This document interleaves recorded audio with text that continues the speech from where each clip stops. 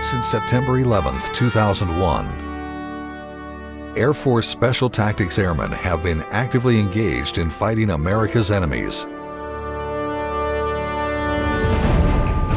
They engage these enemies at the sharpest end of the spear, on the front lines of battle. They have been awarded more than 500 Bronze Stars, more than 225 Bronze Stars with Valor, over 30 Silver Stars, 5 Air Force Crosses, over 100 Purple Hearts, and 17 have made the ultimate sacrifice. The successes of these men, and those who came before them, have culminated in the activation of the first ever Air Force Wing, composed entirely of Air Force Special Tactics Airmen and support personnel.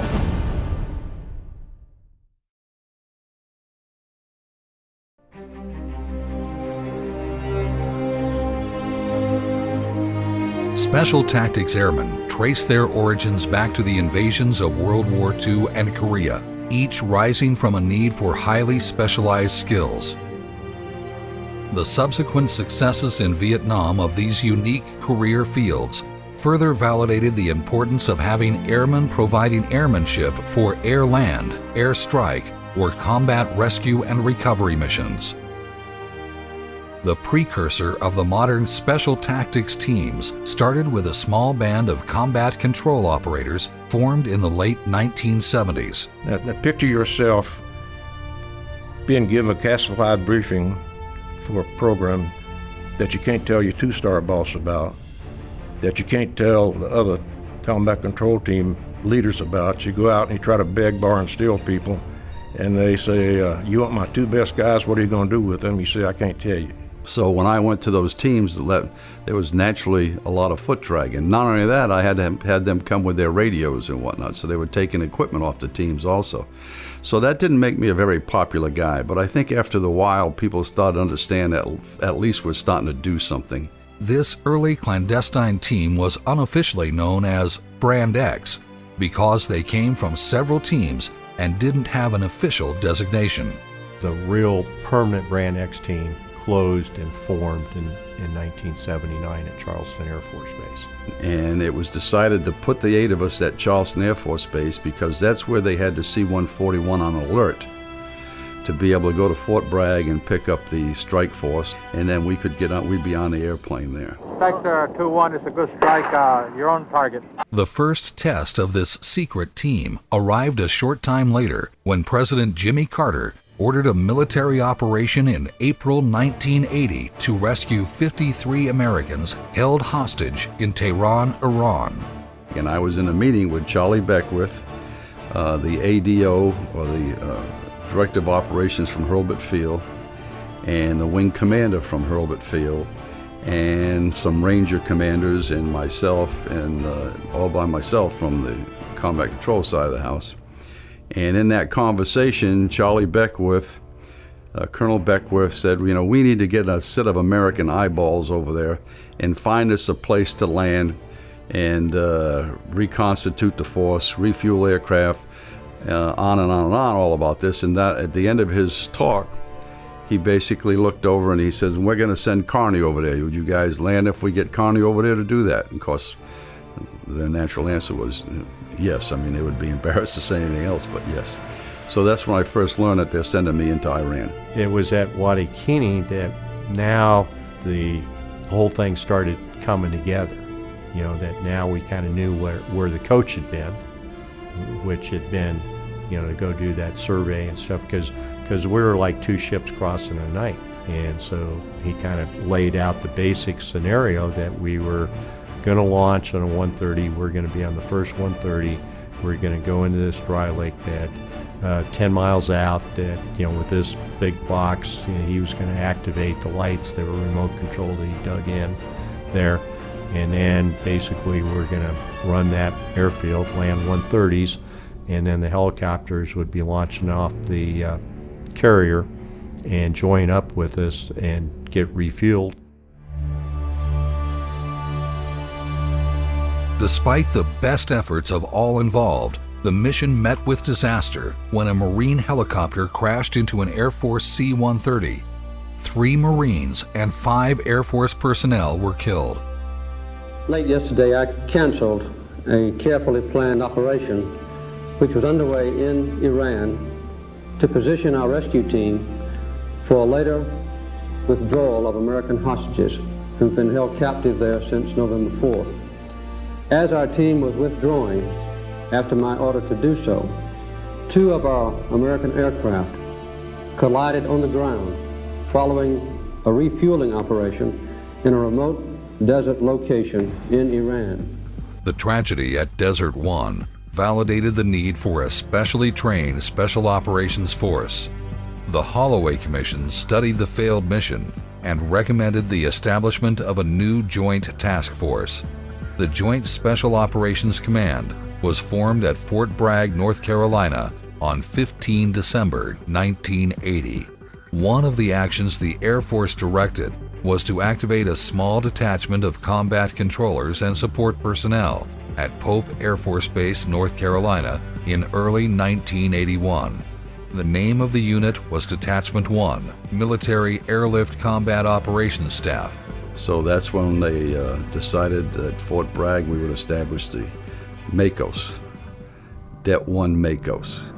And I remember General Schultes, who was the first commander of the Joint Special Operations Command, who was my operational boss, asked me what MACOS stand for, and I didn't know.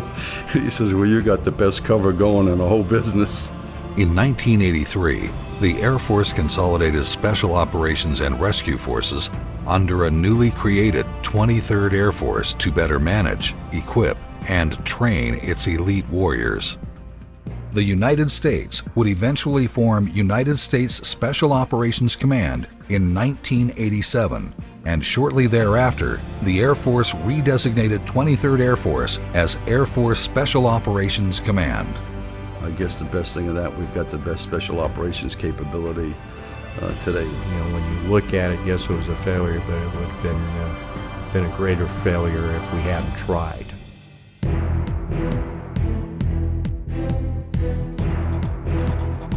In 1983, President Ronald Reagan ordered the invasion of the small island of Grenada, pointing to a 9,000-foot runway and sophisticated support facilities on the island. President Reagan and others concluded that the island was to be used by Cuba and the Soviet Union for military operations threatening the sovereignty of the United States. So the concern was that we had students there at True Blue campus, and there was another campus that we learned later on that was students.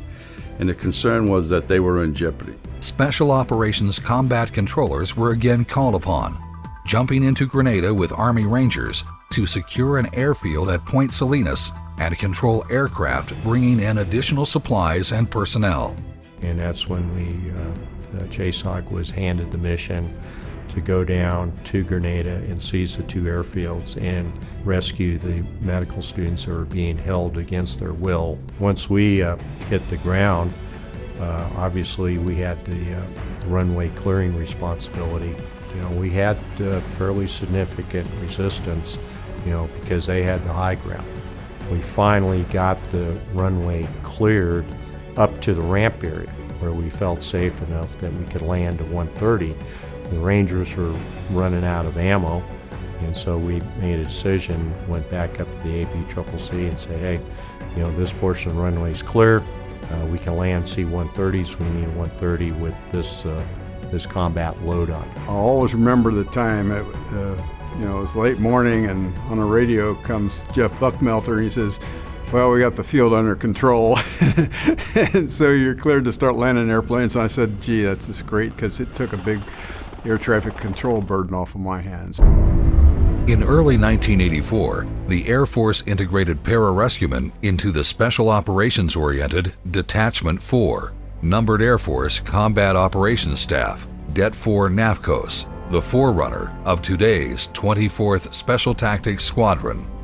So after Grenada, Coach Carney got together with the headquarters Military Airlift Command, General Cassidy, and said what we really need is pararescuemen to join the combat control team, or join this team at at JSOC, at Joint Special Operations Command, to develop a search and rescue capability. And obviously the PJs was a natural to bring them against our missions, particularly when we're jumping on these airfields and all over the places we're going. The chances of injuries are pretty damn high. Unbeknownst, I believe, to some of the original controllers, I don't think that they knew that Colonel Carney's big goal was to integrate the two career fields. And that was his goal, and that was my, mission given to me by General Maul and then Colonel Carney to make this happen, to do my part to integrate pararescue with combat control and write the roles and missions and figure out where they need PJs and do my best to make it happen. Whenever you get soft together, dissimilar units, and try to merge them into one, you're always going to have issues that you have to work out, personality conflicts and the like. But the longer we worked together, the more we came to appreciate each other's skills and capabilities, what each AFSC, what each individual could bring to the unit as a whole. It's always difficult when you bring in proud people with A personalities that come from one brand of cloth, but it works. As you take a look at two small groups trying to come together, and one pitted against the other, but then when you realize that they had so much more in common, and together they could be 1 + 1 = 3, but at that particular time they didn't think that was how it should work. The problem was that we couldn't keep calling the Combat Control Squadron when we got radio maintenance people, we've got all kinds of support people, plus now PJs. So the Special Tactics title come to my mind because of the fact that back in the Colonel Grimes' days up at XOZ, Eve's comments were, we need to come up with some special tactics. In other words, we're not going to jump in with 27 lights with a contingent of all these big radios and whatnot. We got to come up with some specialized tactics. So that's really where that term germinated from, and it fit. On October 1st, 1987, the 1720th Special Tactics Group was activated under 23rd Air Force at Hurlburt Field, Florida. It was very emotional for me to look there and see all those berets assembled, standing tall, but standing tall as one with different colored berets in their head. And that was really special. And matter of fact, after the ceremony, Colonel Carney said to me, he said, you had a tear in your eye. I said, well, it was cold and windy out here, John. But I lied. In 1989, President George H.W. Bush ordered the invasion of Panama and the capture and removal of its de facto national leader, General Manuel Noriega. The operation was the first major test of the newly integrated Special Tactics units. Going into Panama, we used 3 squadrons to basically seize the airfield and run them. One up at Tucuman, the biggest one of them up in Rio Hato, and then the 21st Combat Control Squadron out of Pope Air Force Base come in with the 82nd Airborne to run the airfields. In Rio Hato, the first parachutists into Rio Hato were PJs and controllers and a mini bike that belonged to us. So we led the way, first there. In the Panama operation, these guys were just critical to that operation. And in fact, there were a couple of guys that went with the shooters to rescue Kurt Hughes in the prison Medela there, right downtown Panama, and they were controlling all the fires into and out of that, into that place. And La Comandancia, we had AC-130s overhead and Little Bird gunships. And so that was an extremely successful mission on both parts of the 21st Air Force, 23rd Air Force, and the 24th Special Tactics Squadron, where we actually ran the airfields and the airdrops. This was the first in-action combat action with PJs. And I could tell, this ain't a bad mix. We got a lot of skills to bring to the fight, and together we can make things better for the assault force that we're attached to. I mean, it was clear after Panama that Colonel Carney had a great idea when he put everybody together. I think particularly in Panama, we learned a lot of lessons there about special tactics being that battle space integrator that both maximizes the effects of air power, but also maximizes the effect of the fight for the joint warfighting commander. Less than a year after the invasion of Panama, Special Tactics Airmen were again called upon to utilize their special skills in Desert Shield and Desert Storm. When we get into Saudi on the first wave with the first SAL, we had to find a way to bring the force over. There was a brand new airfield that hadn't opened yet, King Fahd International, and we went up there and surveyed that. The tower wasn't ready yet, so we took our portable radios. We worked very closely with the Special Operations Task Force, and we were working with the Brits in small teams. Bones Jones was working with the Brits, who did some insertions to take out some communication lines and satellite lines. So we were the force that brought in the force. We were first there. We brought in aircraft every day. There was a time where our monthly count, there was 1 month, I remember, that we had more traffic than O'Hare International. And combat controllers were on portable radios doing that air traffic control. Once again, we proved that we are definitely a combat multiplier with our abilities to not only communicate, but also to provide direct air support when it's required. In October 1993, the Special Tactics concept would again be validated. Operating as part of Task Force Ranger, the airmen and other task force members executed an operation that involved traveling from their compound on the outskirts of the city to the center, with the aim of capturing the leaders of the Habar Jadar clan, headed by the warlord Mohammed Farah Aidid. It started turning nasty within Mogadishu after well over a year of supplying food and aid to the people of Somalia.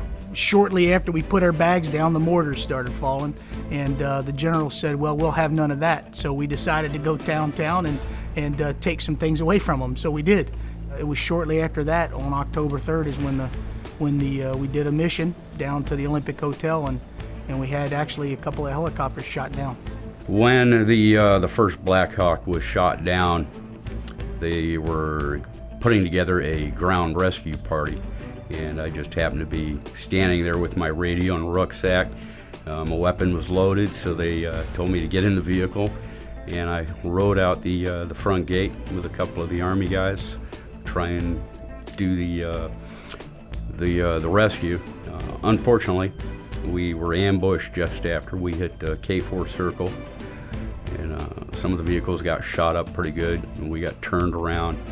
Had to make our way back to the airfield. As we cleared out the wreck, and we were pretty lucky at our wreck. I mean, unfortunately, we had a few dead, and they were dead when we got there. And then we had a few guys who were alive buried in the wreck, and we were able to get those guys out. And honestly, they were not severely injured. We went back out that night, and we stayed out all night, and got everybody from downtown, and made sure everybody made it back to the airfield. That night we lost 18 American soldiers, and I believe another 70 some odd were wounded. Tim Wilkerson was awarded the Air Force Cross for his action, and Scott Fales and Jeff Bray were awarded Silver Stars.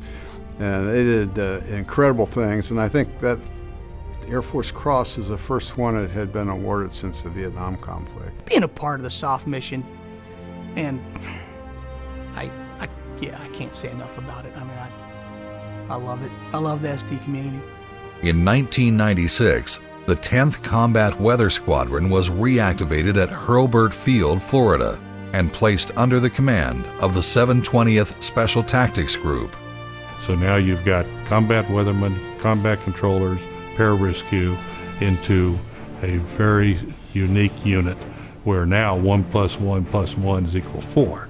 And I think the synergism of bringing all those people together has really made them that much more attractive to the warfighter. There's no other single element that has a more profound impact on mission success than the weather. It's always been that way. It always will be that way. It's a special capability, and we have to insist that we keep that capability in our forces. The terrorist attacks on the World Trade Center in New York City and the Pentagon in Washington, D.C. on September 11, 2001, pushed the United States Special Operation Forces to the forefront of the war against terrorism. Special Tactics Airmen were among the very first Americans with boots on the ground in Afghanistan, paving the way for the follow-on invasion. On September 11, 2001, I was the Director of Operations at the 24th Special Tactics Squadron. We were forward deployed out of the United States on an exercise when the event happened. I just landed on a C-130, and the team met me and told me what had happened. We immediately packed up, and the next day I think we were one of the few airplanes that was flying across the Atlantic. And I came back into North Carolina, began planning, and then I redeployed in October of 2001 to initiate the start of Operation Enduring Freedom. I remember sitting at home and watching everything unfold on TV, and I got up and I said, well, I guess this means our country's gonna go to war and I should do my part. So went to work and called in and said, hey, I'm gonna go to a recruiter's office today. And they said, okay. Went over to the recruiter's office and signed up. 9/11 was a game changer for a number of things, particularly in that, if I can phrase this correctly, the war, the conflict that we had all of our lives been trained for began to unfold itself in Afghanistan for Special Tactics. And for me, it was very important that we get the group and we get Special Tactics, the 720th Group and the Special Tactics Squadrons firmly embedded in Operation Enduring Freedom. One of the things in the past we had struggled with was cooperative relationships between all the different special operations units that we work with. In the 2005 timeframe, I think we'd gotten beyond all that. The mission was so strong, and the requirements for us to work together overwhelming, to the fact that it overcame a lot of the institutional boundaries we'd had in the past. These guys are unbelievable. It's an all-volunteer force, for one. They joined when we were at war. And then you throw the training pipeline on them that's very difficult, and then we ask them to operate in a joint environment on their own with guys with much more rank and experience. Factoring all that in, I would say, you just can't make this stuff up. It's unbelievable. Our Special Operations Force are the worst nightmare of America's worst enemies. And you're making us proud. Air Force Special Tactics experienced tremendous growth and development during Operations Enduring Freedom and Iraqi Freedom. Since 9/11, we've seen an absolute amazing evolution of our capabilities on the battlefield. I think it's become clear that the adaptivity of our force, the flexibility of our force, combined with those other traits of selflessness, commitment, ingenuity, a very technical focused force that remains tied into that central piece of bringing air power to bear in the ground special operations fight, has proven decisive on almost any battlefield the nation employs. Now, after 11 years of combat, the trust and confidence in the entire Special Tactics career field, where most guys are known by their first name or, your two-digit call sign there, is absolutely phenomenal. What's frustrating is you're a victim of your own success, because every time you produce one, everybody wants one. Along the way, it took some direct leadership involvement on how the Air Force recruits, selects,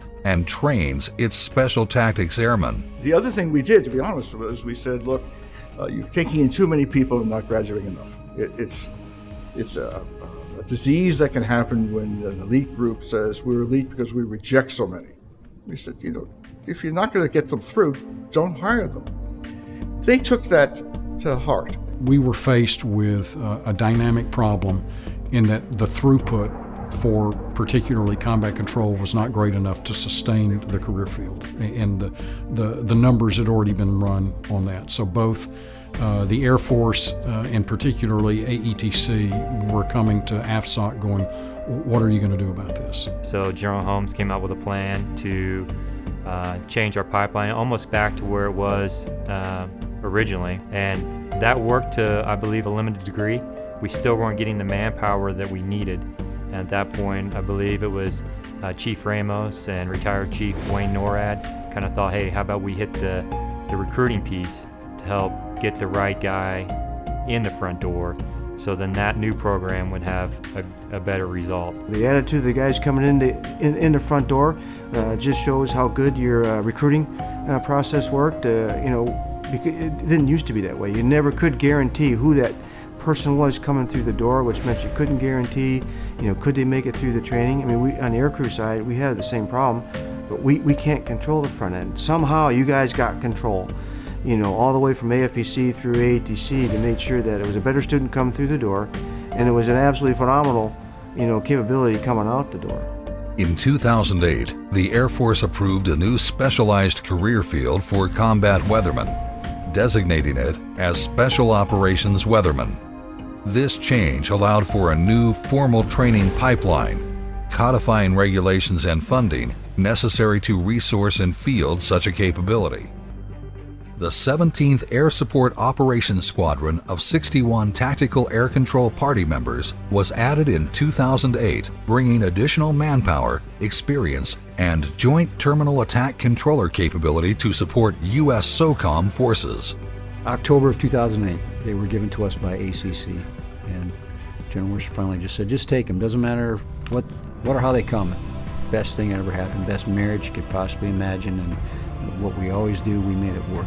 We couldn't do the Joint Terminal Attack Control job without those guys because we didn't have enough qualified CCT JTACs. So what do? You train Army guys to do airmanship, you train SEALs to do airmanship, or do you bring in more airmen that know how to do that job? That's what we ended up doing. Initially, we took the Special Forces TACPs at the Special Forces groups. They were dissolved into the units, the 2-1, the 2-2, and the 2-3. And then we began having a selection program twice a year for TACPs to come to STS or the Ranger TACP side of the house. They went from primarily a staff role in Special Tactics, running JTAC programs, to as recently as 2 years ago, we had our first 2 TACPs complete our operator training course as a Tier 1 graduated operator, and they are absolutely fully integrated with both the Navy and Army counterparts that we run with. The term that I like to always say when the Army runs out of HUA, we're their 911. Daily, our guys are keeping the people that they support alive. I think having all 4 career fields working side by side is huge. It's, I think, in years past, there were distinct lines between the career fields, which kept us from reaching our full potential. And blending the career fields together into units at the STSs, I think it's going to amplify what we're capable of, no doubt. Special Tactics operators have unique skill sets that are not just significant in combat, but also in humanitarian relief operations. Special Tactics airmen played critical roles in the aftermath of Hurricane Katrina along the Gulf Coast, following a devastating earthquake in Haiti, and in the wake of a powerful tsunami in Japan. They continue to live up to the motto, first there, that others may live. A decade of being at the forefront of 2 wars and experiencing unparalleled growth has caused Special Tactics leaders to re-evaluate the current force requirements and organizational structure. We switched from 1 squadron to 2 squadrons and a group headquarters, and never missed a beat, never pulled our folks off the battlefield, and never dropped the ball on the mission. Finally, our sister units, our headquarters elements, are seeing the 724th as an 06 headquarters that can achieve effects just as its sister service units can achieve effects on the battlefield. The ST community, and my time at JSOC, again, participates with all of the other tier elements and is a critical piece of every operation we do. My concern was that they didn't have kind of professional mobility upward, so as we established the 724th Special Tactics Group, the next natural evolution was really to establish the wing. The 24th Special Operations Wing was activated on June 12, 2012, as one of only 3 Air Force active duty Special Operations Wings, and the only one comprised almost entirely of special tactics operators and combat support specialists. Standing up the first wing, first Special Tactics Wing, has been a long time coming, and I think we all dreamed of this years and years ago. To be led by an officer that was selected, vetted, and has operated within our community, who understands the men, who understands the mission. It's a huge morale boost for all of us. Been a lot of hard work done at the staff level to make it happen, and the troops doing the job out there. So these Secretary of Defense, Secretary of Air Force, these type people go, man, we're getting a bang for our dollar right there. The beauty of the growth to the 24 SAL and the second group and the stand-up of the wing is that we now have more resource focused on taking care of those people, assessing, recruiting, selecting those people, and making sure that we get those people where we need to. And that's enabling them to get nose-to-nose with the enemy so that we can conduct our business. The thing that Special Tactics brings to the fight for the operational commander is the ability to have absolute assurance that we're going to succeed in what we said we're going to do. Reduce the risk to the mission to him, and guarantee a much higher level of success because he's brought a Special Tactics Airman to do a unique skill set for a mission that is very complex and it involves integration of a lot of different resources. Whether that's a Special Tactics officer on an airfield running an airfield seizure, or a combat support airman doing a unique technical skill on the battlefield, it's something that's unique to what our community provides. This is all a work in progress, and everybody wants to grow. But what we have to help this community do is it performed superbly in the circumstances it found itself and learned from it. And it grew through it. It now has to sit back and say, what's our role for the United States Air Force for the long term? So what is it that the Air Force will depend on us to do for them, for the larger picture? Because as John would say often, the war we fought was unlike any other war, and the next war won't be like this one. I mean, I can tell you I've been a huge supporter of the ST community really since my first dealings with them as combat controllers. There was a certain brotherhood that was developed between the SEALs and the CCT and then the STs early in my career. I have tremendous respect and admiration for the ST officers and the NCOs. It really is one of our premier soft capabilities, and I'm just glad we're continuing to grow it and put more ST operators out on the battlefield. And I think I'd just like to sum up by thanking all 1,400 members of this very, very special community out there for being a part of something bigger than yourself. It's never about you in special operations, it's always about something else, someone else. It's a virtue that is sort of lost in the contemporary culture, but one that this community sustains, and I couldn't be more proud of being associated with this group over the years.